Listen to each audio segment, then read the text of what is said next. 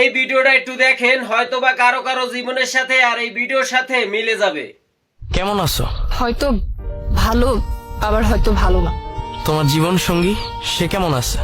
ভালো। সে কি আমার মতোই তোমাকে কেয়ার করে? বাদ দাও না এইসব কথা। তোমার কি অবস্থা? তুমি কেমন আছো? বেঁচে আছি এতটুকু জানি, ভালো কি মন্দ সেটা জানি না, কিন্তু এতটুকু মনে আছে সেই দিনের পর থেকে মুখের হাসিটা হারায় ফেলছি। তোমার জীবন সঙ্গী কেমন আছে? সে অনেক ভালো আছে। সে সবসময় আমাকে আগলায় রাখতে চায়, তার বুকে ঠাঁই দিতে চায়, কিন্তু প্রকৃতি আমাকে তাকে সুখে রাখার শক্তি দেয় নাই। তবুও সে আমাকে অনেক ভালোবাসে। একটা মেয়ের ডিভোর্সের পরে তার সব থেকে বড় শত্রুকে জানো? তার নিজের পরিবার, তারপর সমাজ, তারপর সে নিজেই। এখন তো নিজেকেই নিজের সব থেকে বড় শত্রু মনে হয়। তোমার কাছ থেকে চলে আসার পর থেকে হাসি মুখে দুমুঠো ভাত গলা দিয়ে নামিনি, আর নামাতেও পারিনি। কেন?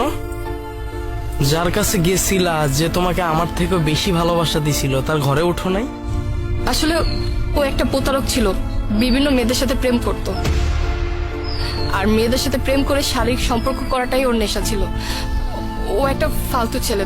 ওর প্ররোচনায় পড়ে আমার সুন্দর সংসারটা নষ্ট হয়ে গেল। ও, রায়হানের কি খবর? ও কেমন আছে? ওরা তো আমার কাছ থেকে ছিনায় নিয়ে গেছিলা। ওর কি মনে পড়ে আমার কথা? ভালো আছে, হ্যাঁ, তবে মাঝে মধ্যে বলে বাবা আসবে না। তখন তুমি কি বলো? বাদ দাও এসব কথা। তুমি তো আমাকে সময় দিতে না। আমি ভাবতাম তুমি মনে হয় আমাকে ভালোবাসো না, অন্য কারোর সাথে তোমার সম্পর্ক আছে। তুমি তো আমাকে বিকালে নিয়ে ঘুরতেও যেতে না। আমার তখন মনে হতো যে তুমি হয়তোবা আমাকে সময় দিতে চাচ্ছ না। আমি কতটা নির্বোধ ছিলাম। আমি যদি বুঝতে পারতাম যে তুমি আমার সুখের জন্য এতটা কষ্ট করতেছো, নিজের সুখ বিসর্জন দিয়ে কাজ করতেছো, কিন্তু আমি তা বুঝি নাই। আমি সবসময় নিজের কথা চিন্তা করছি। আমার তখন নিজেকে অনেক একা একা মনে হতো। একাকিত্ব কাটানোর জন্য কি করব কিছুই বুঝতে পারতাম না। ঠিক সেই সময় ও আমাকে মেসেজ করতো। প্রথমে ভেবেছিলাম যে ওর সাথে কথা বলবো কিনা, পরে চিন্তা করলাম যে না, ওর সাথে কথা বললে হয়তো বা আমার একাকিত্বটা কেটে যাবে। প্রথমে ওর সাথে বন্ধুর মতো কথা হয়, তারপরে বন্ধুত্ব থেকেই প্রেম। তুমি তো আমাকে কখনো সন্দেহই করতে না, কিন্তু হঠাৎ করে একদিন তুমি আমাকে সন্দেহ করলে, আর সেই বিষয়টা নিয়ে তোমার সাথে রাগ করে বাপের বাড়ি চলে যাই। আর তখন তুমি আমাকে আমার বাপের বাড়ি থেকে নিয়ে আসো, আর তারপর থেকেই তোমার বাড়িতে থেকে তোমার খেয়ে পরকীয়া শুরু করলাম। কিন্তু তার ফলাফল তো আজকে দেখতেছই। সেই দিন তো কোর্টে কেস তুমি জিতে গেছিলা, আমি হাইরা গেছিলাম।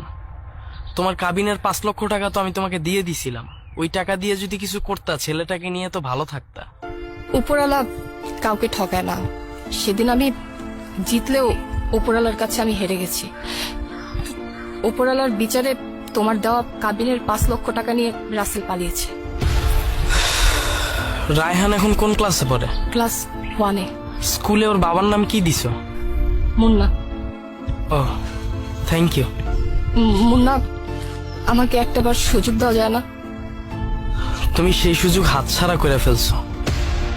মনে পড়ে সেই দিনের কথা? আমি তোমার পা পর্যন্ত ধরছিলাম আর বলছিলাম রাসেলকে তুমি ভুইলা যাও। আমি তোমাদেরকে একসাথে একটা রুমেও দেখছি, কোনো রিয়েক্ট না করে তোমাকে বলছি আমি সব ভুইলা যাব, তাও তুমি আমার কাছে চলে আসো। আমি যখন রাসেলকে হুঁশিয়ার করলাম, তোমরা আমাকে মারার প্ল্যান করলা। শেষমেশ আমার উপর নারী নির্যাতনের মামলা দিয়ে কোর্টে উঠায় অপমান করলা। আর এখন তো আমি বিবাহিত, এই সুযোগ আর নাই। যদি পারো আমাকে ক্ষমা করে দিও। ক্ষমা করে দিছি তোমাকে অনেক আগেই। তোমার উপর আমার রাগও নাই, অভিমানও নাই। আসলে এটা আমার ভাগ্যে ছিল তো। আচ্ছা ঠিক আছে, আমি তাহলে আসি। আমার অনেক দেরি হয়ে যাচ্ছে, কারণ আমার পরিবারের মানুষরা তো এখন আর আমাকে তাদের মেয়ে মনে করে না। আবার দেরি করে গেলে অনেক কথা শোনাবে। ঠিক আছে, ভালো থেকো আর রায়হানের খেয়াল রেখো।